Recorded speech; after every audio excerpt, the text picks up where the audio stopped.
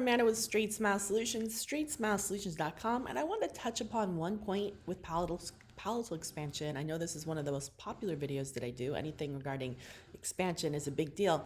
So if you listen to my older videos, going back, I've got some that are quite a few years old, and I don't delete my content. It just sometimes my opinions evolve over time, and I can be wrong. I don't know that I was wrong because I'm still a huge fan of palatal expanders, but I'm finding that in Invisalign, which has a really good mixed dentition product, and they are releasing their expanders which clip into the aligners. I think it's released in Canada now. I have not yet seen or done a case.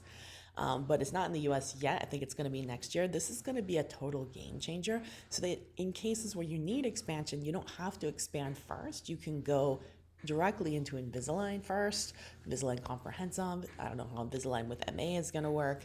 That's definitely an issue for me when I have a class 2 case that also clearly needs palatal expansion, which comes first, the chicken or the egg. Sometimes if you don't hurry up and do the class 2 MA, you can get disqualified from that program. There's a lot of rules they have in terms of what type of cases can be admitted depending on what teeth are in or out. So it just kind of is stressful, picking which one's right to go first. You don't want to pick the wrong thing, and it's hard to sometimes know. But I'm finding more now, I have a lot of videos about, things I'm looking at, and do we really need expanders, or can we just expand with aligners? And before I was always like, yeah, you have to have actual expanders.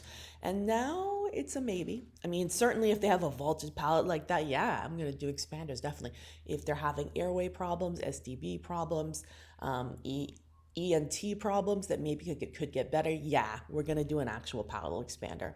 If they are having growth problems, growing down and back, growing vertically, possibly due to airway, yeah, we're going to do a palatal expander.